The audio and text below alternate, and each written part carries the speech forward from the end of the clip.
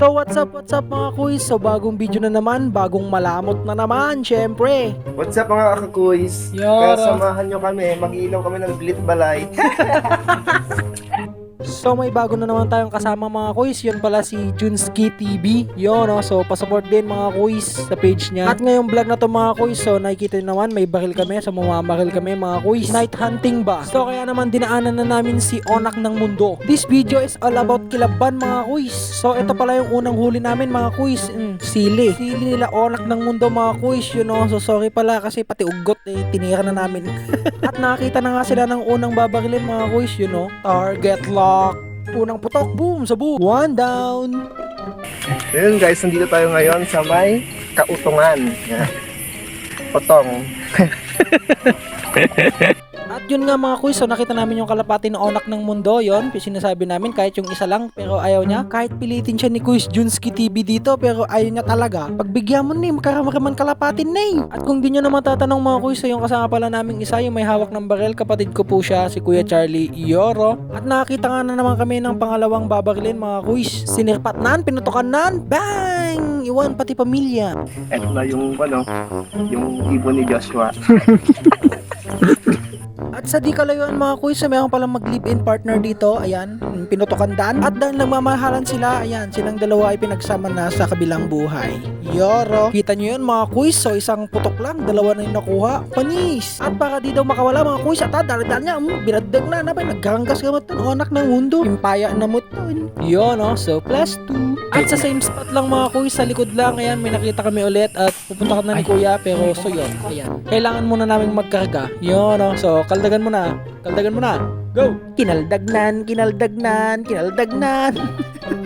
So, napapansin nyo ba mga kuys, yung mga nakakadwa namin ni Panay Dabagbag na ya. At yun na nga mga kuys, so pinutukan na at syempre, ayan, tumakbo pa, ay lumipad pala. At dahil for the go tayo, ayan, kinamat natin siya. Yoro. At sa mga nagtatanong mga kuys, so alam ko na wala kayong pakiyan, bitchwalk yung chinelas namin. Tanood na may singit to vlog ba? At ayun na nga mga kuys, so ilang beses lang binomba kanina, ayan, babombahan na naman. At binomba naman Kita man nagmiti pa, nagkaldag na talaga ating taon na Imbis nga lumaing pumaltog ati tagapaltog tayo ka awan nagkakapoy yun kitam ata sinirpat na pinutukan na bang kitam nakatayab si kanto magamin pero nakuha pa din naman namin yan mga kuys so ayan pinutukan ulit so ajay na burbor ay bagina at sa di kalayon mga kuys so may nagpaparamdam at ala bote man titubay to at ito na nga Junski sige na op copyright! Hoy, gusto na! Nasobrahan natin At sa haba-haba nga pala ng linakad namin mga kuys, may nararamdaman akong hindi maganda. Kaya tumigil ako. At tumingin ako sa palipaligid ng biglang, ay, bomba! Kunakon ka! At fast forward mga kuys, so nakauwi na nga kami, nakatay na din namin yung mga ibon at ala! At magluluto na nga kami mga kuys, so nagtakaw ako ng mantika at saka suka sa karuba namin.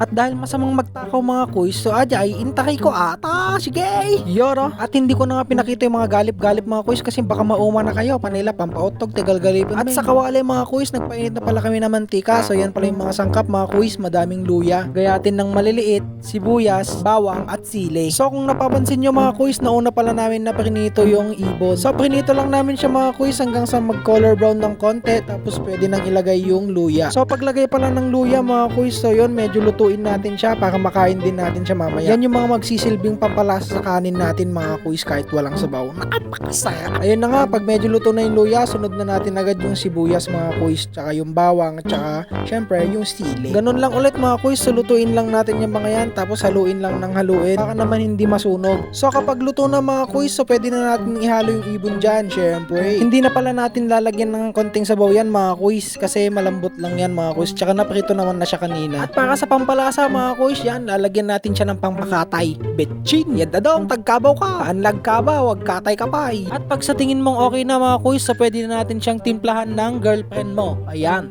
toyo. Medyo damihan nyo pala ng toyo mga kuys kasi yan yung masarap sa adobo, yung maalat syempre. At pagkatapos ng toyo mga kuys, so ilagay na din natin yung suka.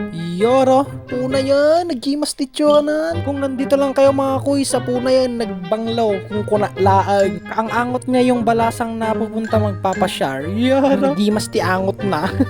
Charot lang mga kuys. So kapag ganyang natimplahan na pala mga kuys, so pag malagyan yung haluin para hindi masunog hanggang sa maging ganito na yung kalalabasan niya. Yun! no? Nagkibas nun, George. So, tikiman time na tayo. Yun, no? Pinangunahan kahit hindi siya yung nagluto. Agbibisin niya talaga. At dahil luto na nga, mga kuys, so yun na yung dahon ng saging.